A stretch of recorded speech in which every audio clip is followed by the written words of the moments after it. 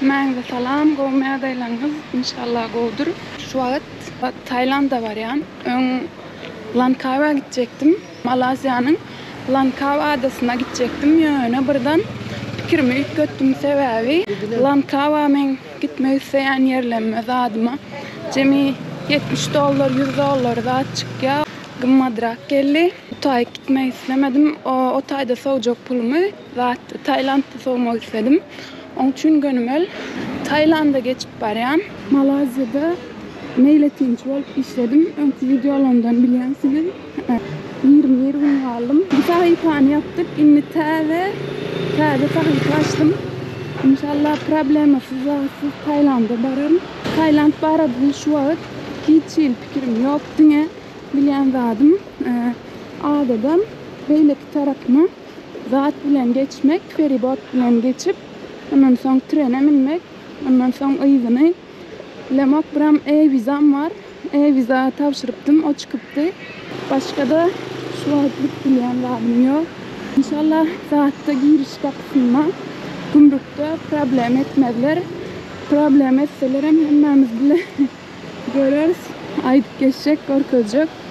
Ondan hem videodan uzaklaşman şeyle yuvaş görkezip geçer. Nähili gitdiýänim, näçe çykýany hemmesini videoda aýdyp geçecek. Agda bolup like koyup ondan soň işte tesvirlere da ýazyşdyryp meni gollasaňyz lokan kömek bolardy. Sebäbi gezmek ansat däl. Plan gitjek ýeriň planlamaly, ondan soň pul çykarmaly, erbet ýeri. Soňam gezip bölken şeýle videolar çekmeli. Kynrak, onun üçin gollasaňyz şat bolardym we bu seýahatlarymy hasam uzağa dowam etdirerdim. Onu men kendirak gürleýän bärde öçüreýin. Baramdan soň däl nähili gidilýän, näçe çykýanyny mädim görkezjek. Feriboda minip barýar. Muňa da 2 ringgit töledik. Alam 50 cent ýaly, 50 cent de ýetenok. Okyanusy. Bay tamam. Ve gelemde şu köprünün üstünden geldik autobus bilen. Görünýän bilemokda şoň üstünden geldik. Gaty çalt sürýärdi autobus. Şoň gemi bilen gidip barýan ýygyma feribot bilen. Şeýle bäriniň deňizi ýaşyl bir hili. Aňyrak başraklarda ödem hemme tapulan hapalaryny atypdyrlar deňize kirli. Içmem giren ok. Bärde adada girýän görmedim. Men asıl gelemde deňize girer, deňize her gün deňize giderini düşünýärdim. Onu ýaly bolmady gynansamam. Kelur çykyş ýani geldik. 15 minutda geldik bäri. Poýda minnim dostlar, Indoneziýaly oglanam maňa kömek etdi, sag bolsun. Bärde de Malaziýa bilen, pedant bilen saglaşýan, bay. Ýöne gynandyrjy ýeri men poýuz 35-de gitdi, 12:35-de gitdi. Men bolsa bärik 12:25-de geldim. Oň üçin ylgaçlap poýza minnim we size gynansamam zady çek bilmedim, bilediň nädip alynşyny. Ýöne kartyňyz bolsa, en paraňyz ýa-da başga bir kartyňyz bolsa, şu taýdaky yerli halka haýyş etseňiz olar size alyp berýär. Menem gyssananym üçin, özüm bilmeýänim üçin birine haýyş etdim ýanymdakylan. Bäriniň adamlary kömek etmäni gowerýär. Oň üçin hiç ýaýda inglizçe bilmeseňiz hem soramaga çekinmäň, gönümel soraň. Google Translate'den hem bolsa soraň. Men şolar ýaly etýän. Bahasyna geleliň, bahasy 11,40 ringgit ýaly bir zat, ýagny dollarda 2,70 cent ýaly bir zat bolýar we bu Taýlandyň serhetine çenne akitýär bu poýuz. Ve men kartymda lira bardy we kartymdan 102 lira çekipdir. Olam şu wagtky 38-e bölenmizde 2,68-69 bolýar we ýöne beýleki nagd ýagdaýyna bärdäki biletdäki ýazýan bahasyny bölenmizde, ringide bölenmizde bolsa 2,59 zat bolýar. Şu taýda kartdan çekseň, kartdan töleseň 10 cent ýaly gymmat bolýar. Ýöne men pikirimçe ziýany ýok. Yani sebebi karttan çek geldi. Hiç ilin alt görünüşünde yoktu. Onun için kartımı kullanmalı oldum mecburi ýagdaýda. Ve Türkiye'de işleyenler, okuyanlar bar bolsa, yani şol kart bilen, Türkiye'de kart bilen gelmeyen düşünýänleriň aklynda bolsun, içinde lira bolmaly, lira bolmasa çekenok. Menem bir giden dollar goýupdym, hani dollar ulanaryn diýip, ýöne gynansaňam dollar hasapdan çekmeye berde puly dollar hasap ulanyp bolanok mecburi ýagdaýda TL öwrüp ulanmaly bolýan, onam aklyňyzda bolsun. Birinji videomda da aýdyp geçdim, ýöne berde de aýdyp geçmek istedim. Ben şu an Tayland'da başka bir yurda geçip barýan ve hiç saat planlamadım. Hatta Tayland'a geçeceğim bugün karar verdim. Sebebi Langkawi adasına mı gitsem, Malazya'nın ya direkt Tayland'a mı gitsem gönü deyip düşündüm. Ben gönü Tayland'a gitmeyene bugün kararım verdim. Yani bugün yerden belli olan için hiç saatim tayinlerdim. Çünkü viza tavsiramdaki otelim vardı, ona iptal ettim. Ondan sonrası onu görkederim belki inşallah daha etmez. Ondan sonra gayet biletmem iptal edilmedi.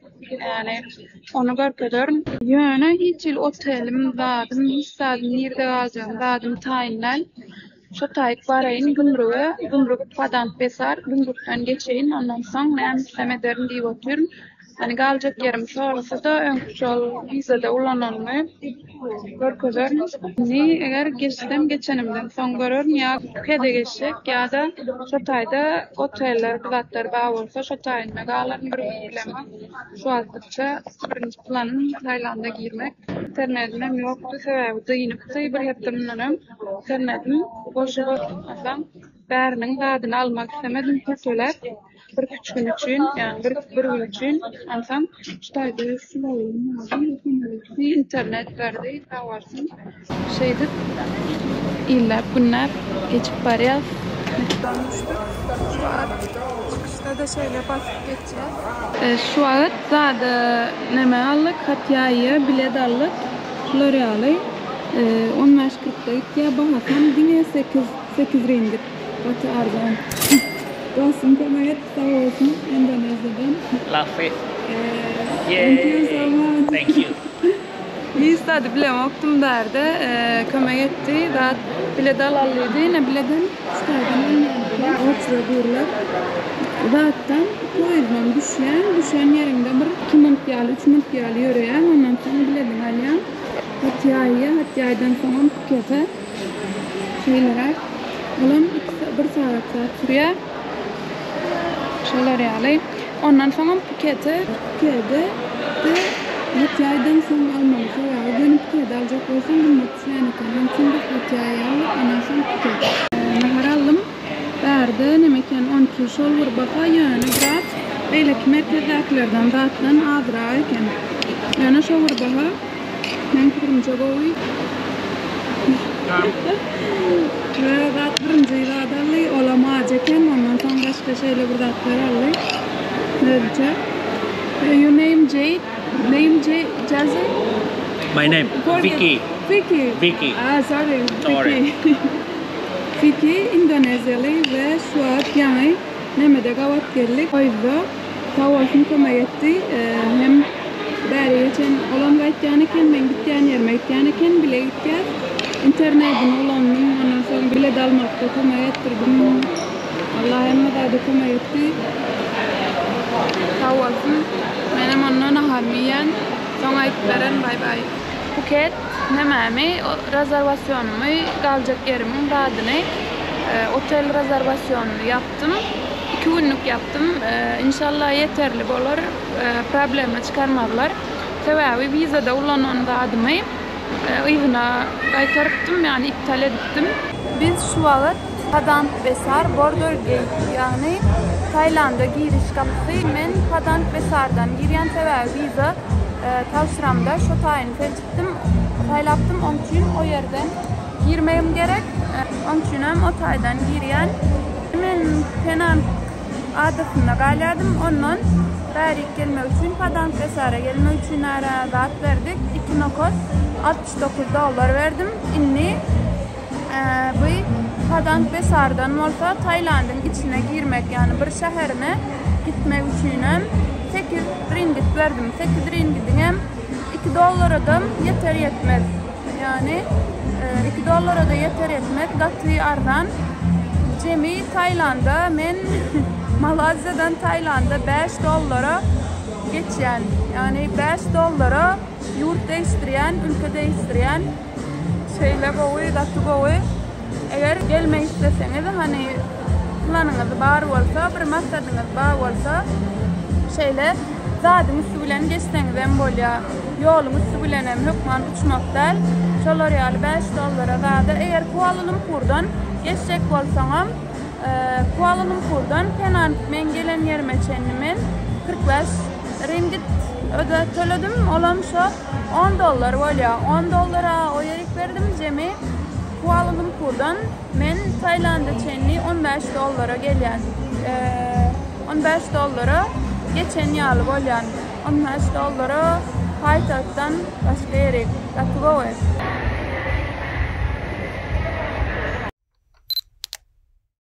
Poyuzumuz 3.40'da gelmeli, minmelik olun 3.40 oldu, karışık dur. Let's go!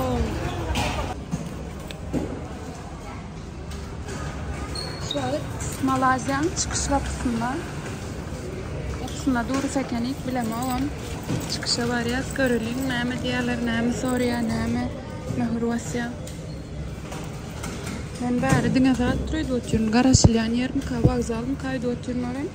Vadeken Vasilyan çıkış kapısı. Malazya'nın çıkış kapısından çıkış ettik. Mehruvasya, her kişi tren bilen gelip düşen yerimiz gönü çıkışımdan vadet yani ken beri yani ken şatayda. Şimdi giriş olsa zaten Hatya'yı aldık biledi. Nerede olacağını bilemek, minnemistan min mekek mi torşun bilemek, anam görkeden kendi saklamadı, hissa soramadı dine barmağım evin bastım, son mühürürdü, böyle anam görkeden yani şu an Endonezyalı dostum biraz sakladılar, rahat neyim düşünür bilemek, ama uğraşıp dur. Şu bulara girişim de verdiler, bulam çıkışımda bastılar. Nemek min mekek zadeken. Derdeken giriş. Ben bilemektim. Ben düşen yerimizde çıkışam girişem. Ama uğraşıp duruz. Bari girip çıkayın ondan sonra ayıp verecek neme diyeyim. Yani bu dostumum zaten için taze pasportu olan için saklaptırlar 3 tane su var eken sebebi. Trenin bu aptalımızda çıkışam Anırcık'ta o tayda. Derden hem giriş yapmalı. Ve şu an çıktık. Şu taydan çıktık. Gönü train, right?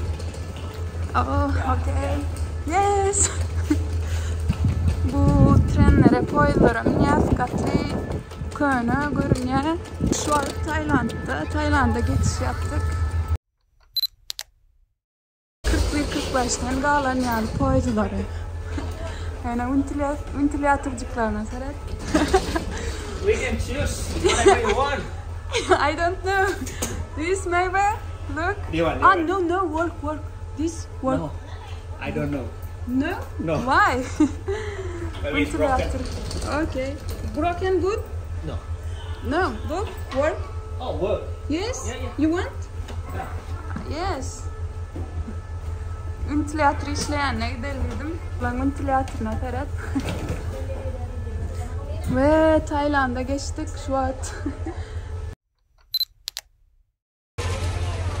Şunu bastılar, şuraya alayım. Neyimi soradılar? Hiç de soramadılar. Yekecağızda sorar öttüm, yekecağızlardan soramadı.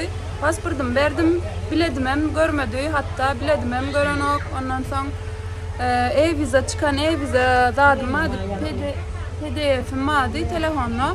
Onu verdim, pasportum verdim. Kalacak yerim hem soran yok, ondan sonra biledim soran yok. Yekecağızda soramadı. Gönümel şöyle ikisine seretti, tam bastı, ondan sonra sağ olam diyemedi, hiç sattı yani, dine bastı, boldu, geçtim, bay dedim, sağ olsun, ayttım, gayttım. Gatı ansat yani, vizanız bar olsa, yekece da soran yok, stres edip oturman, yaşamayıktır. bereket bilen. Men stres edip kalacak yerimi sorar, onu sorar, bunu sorar. Hiç de soramadı. Gatı gowy häzir 2 günlük zat edipdim Phuket'ten kalacak yerime booking yani rezervasyon edipdim. Ona iptal edecek. Ondan soň yankı trenine gavat gelen dostum bilen bile Hatay diyen yerine gidip barýar. Otayda. Bugün galmakçı ertirem. Nesip bolsa aýlanyp görjek. Otay nämeleri var bir günlük. Ondan soň Phuket'e geçecek. Galanam görkeder nesip bolsa ve şu wagt täze bir ýurda geçtim. Saatini yaşayan yani bir de $5 yurt ütgöttüm yani katı balıklı duyan bilemek özümü yolda olmak şeyle täsin sebebi Finki bilen yani trenle tanıştık edil ve sağdan bolanak ve bile dağda gidip barýas başka bir ülkeye gidip barýas ertire hem plan yaptık bir yerlere gitmek için motor dağda dersiydik kiralarsıydık katı üt göçüktü yani tanımayan bir yer bir adam bilen üt göçük ne zat tipler ne edip anan bilýän zat bilýän yüzünden belli olýar misal üçün köp adamynyň nähilligini yüzünden göňe bilip bolýar onun üçin birazrak adam tanımak üçün seretýän ondan soň tananından soň gidip bolýar. Hemme yerin videosunu, suratını çekýär begençinden. Yüzünde serede. Will Thailand 1 or 2 enter before you go? Thailand? 1? 1? 2? Now 2? Yeah. Ah, good. Very good. Wow. Şumşa diyemem, very happy. Biz bu trene rahat yedik. Trene rahat 41-45'ler galandıydık kolin. Gatı çalıp gitti ya. Gatı erbet çalıp gitti ya. Seyredik.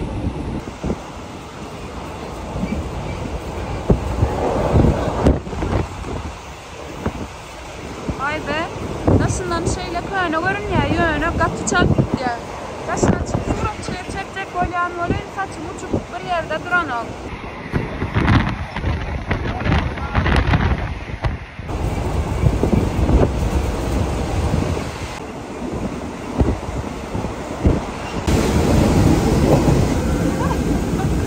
Şeyle baktı halenler gülüp beğeni oturuyor ara.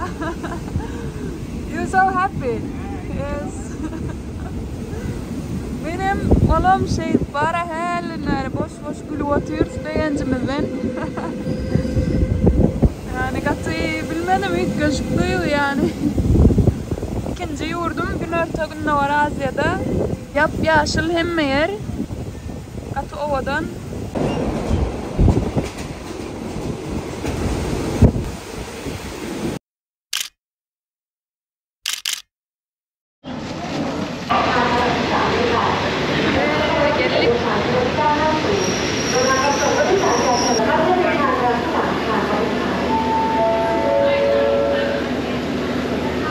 Tayland'a hoş geldiniz. 5 mingdeken ýörer. Otayıp barýar. Belki birinci baran yerimizden saat 11:40 ringgit berip töläp baran yerimizde Malazya'nın çıkışam, Tayland'ın girişem şu tayda kene. Men o tayda dröýdemek minip, ondan soň bir yerlere barmaly röýde oturduk.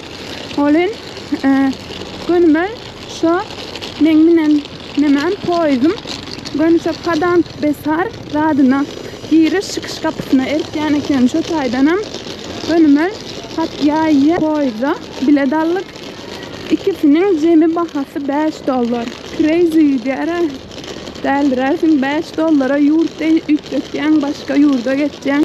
Şular ýaldyrak birinji günüm ertirem nesip bolsa aýlan çaýlana Taýlandy ve hatları men kinolarından, zatlarından biraz görýärdim. Hatlaryny zadyň dillerine öwrendim.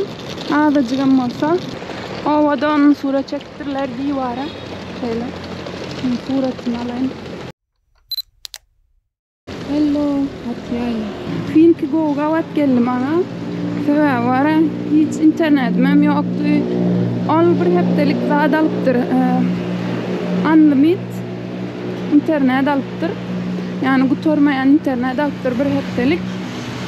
Onulanıp anırda da berde de menin özüme kart almalı berden yani. Yeah. Bularda da zat var eken. Masterchef yarışı Türk Olimpiyalı.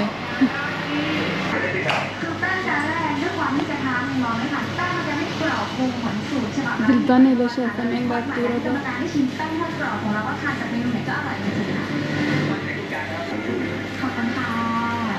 Hostelime de geldik.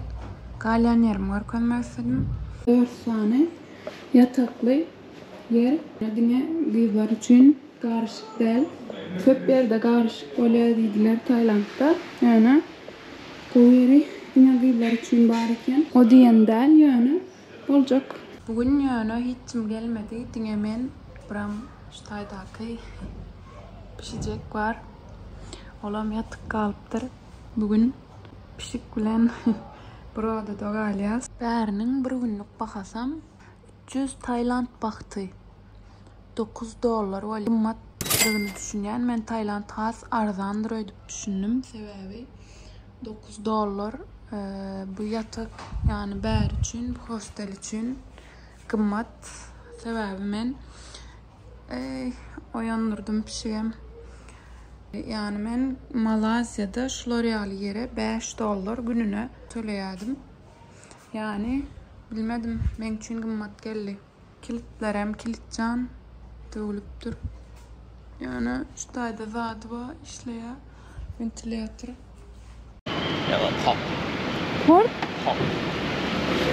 I don't eat pork. Yes, I know. You eat? I do it. Okay. Of course, I eat. Şu wagt isimiz zadymyzy ütköttük. Taşaryk. Daha varyas pul ütkötmäne. Bizlerin gitwa bize bolsa bäriniň bakty gerek. Taylandyň bakty. On almana varyas. Şu wagt Taylanddaky 7-Eleven'a geldik. 7-Eleven Tayland'da da var. Birinci pulumuzu exchange ettim. $40 ýaly. Ondan soň sim kart aldım. Şu L'Oreal'y bahası 350 baht yani $10 ýaly. Bunun bahası bir aylık unlimited gutormayan internet. Yine de bir aylık aldım. Dögüsen pulumuzu dollary 32'ye bölürdük. Men internetten gördüm 34'e zada var ekeni. Berde arzan bölüler düşünmedim. Berde de surata düşüyorlar.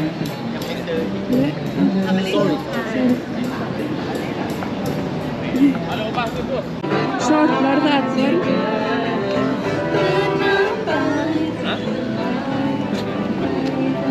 Şöyle. Şu balaklar Tayland'da meşhur. Hem köp kişi giýýär, şulardan näsip bolsa aljak. 100 ýe 30 bölsem dollaryň salyjak. Gelmeci de var. Köp kişi şulardan giýýär. Pilli balaklardan. Şöyle. Bazary. What is this? Traditional. Traditional? Pork? Çocuklar. Çocuk satıp Çocuk oyama. Hi. Hi.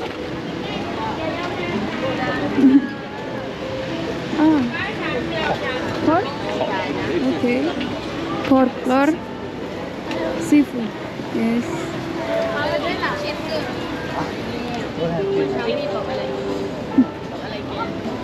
Takoyaki.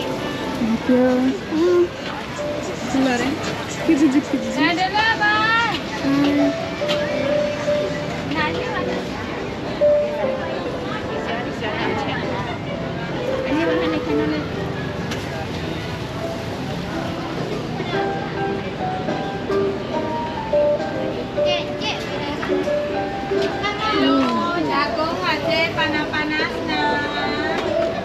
What is this? Lobster. Lobster? Con cheese con butter ค่ะเจ๊เจ๊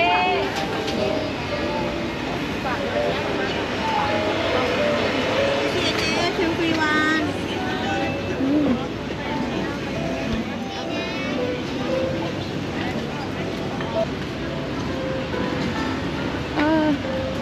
Lobster also. Oh, squid. Squid.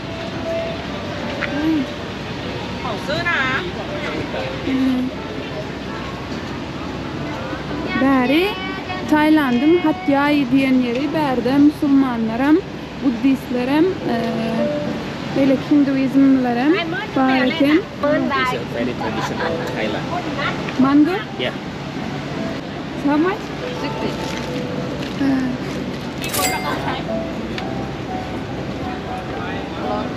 Mangallık, barlak görüyor. Tayland'da meşhur değildi. This 10? Yeah. Oh. What is this? That's a sauce. Sauce? Coconut. Coconut. Rice? There? Rice. Yes. Coconut'ın suyu. Ondan sonra mango, ondan sonra rice, brunch varken şeyle. All? Yeah. Mangan brunch yedekten barlak görüyen mango.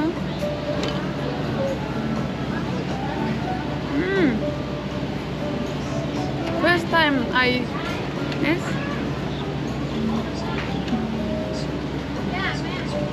Boyu tamam, gat boyu. Yani bir turşurak bir daha dına daha geliyor.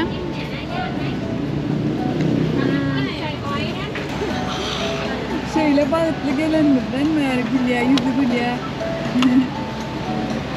Try. Yes. Because mango at the center there is something like this. Ha. Indonesia. So yes. Yes. But not with the rice. Just mango only. Brunjam go again. Tamam. Rice so good. Da Tayland'ın Hatyai diyen yerinde Müslümanlara yaşaya. Rice so good. Brunch katı go again. Ay bıçağı istediğim ben bilmem sınnakin hem ben yine aşağı nakinam feni dedim ol aşağı kesimin aşağı nak ilan o again. İyi bilmem go bıçağı. I don't know ama ilan o taydı.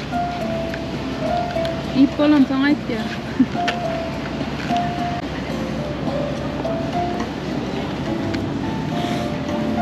Yaptılar tuş masajlar var. Tayland'ın akşamı yani Hatyai'nin Beray Çimyalı Müslüman Berdakiler ve akşam bazarları Hatyai köçeleri Tayland'ın